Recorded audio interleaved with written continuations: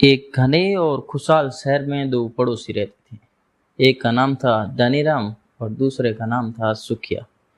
धनीराम शहर का सबसे अमीर आदमी था। उसके पास आलीशान घर था, सोने चांदी से भरे कमरे थे और बैंक बैलेंस इतना बड़ा कि वे 7 पुश्तों तक बैठकर खा सकता था। पर धनीराम की एक समस्या थी, उसका दिल हमेशा खाली रहता था। वह हर पल अपनी दौलत को ढूंढने की चिंता में डूबा रहता था। उसे डर था कि कहीं कोई उसका पैसा चुरा ना ले। वह इतना व्यस्त रहता था कि उसने कभी आसमान की तरफ देखकर चांद की रोशनी का मजा नहीं लिया, ना ही कभी अपने बगीचे के फूलों को सूंघा। उसके पास सब कुछ था, सिवाय शांति और खुशी के। उसका घर बड़ा जरूर था, पर वहां हंसी की आवाज कभी नहीं आती थी। उसी के पड़ोस में एक छोटी सी झोंपड़ी में सुखिया रहता था। सुखिया एक मेहनती दर्जी था। वह दिन भर सिलाई का काम करता, पर उसके चेहरे पर हमेशा एक बड़ी और सच्ची मुस्कान रहती थी। उसके पास दौलत नहीं थी, पर उसका दिल संतोष और प्यार से भरा था। वह अपना काम पूरी लगन से करता था।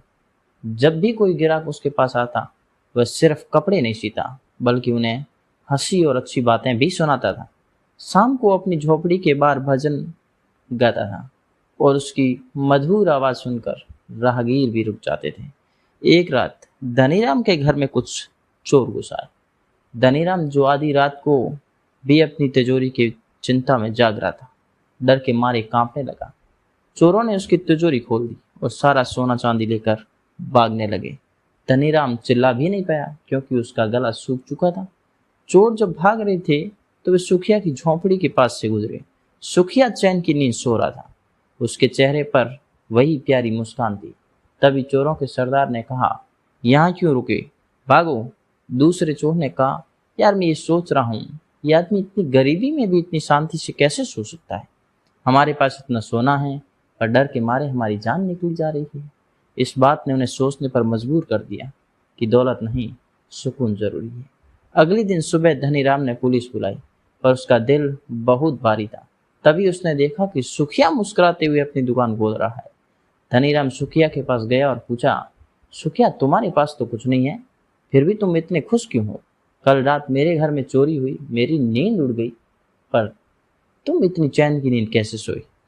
सुखिया ने प्यार से धनीराम की ओर देखा और कहा, मालिक, मेरे पास खोने के लिए सोना और चांदी नहीं है, इसीलिए मुझे चोरी का कोई डर नहीं है।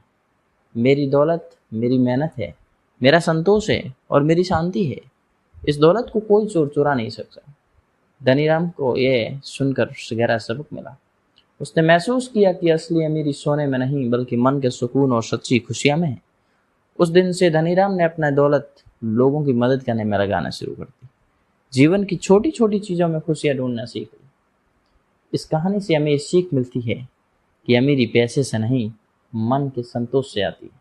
जो व्यक्ति मेहनत और ईमानदारी से जीता है, उसकी नींद हमेशा सबसे गहरी और मीठी होती है, क्योंकि उसकी दौलत उसके पास नहीं, बल्कि उसके अंदर है।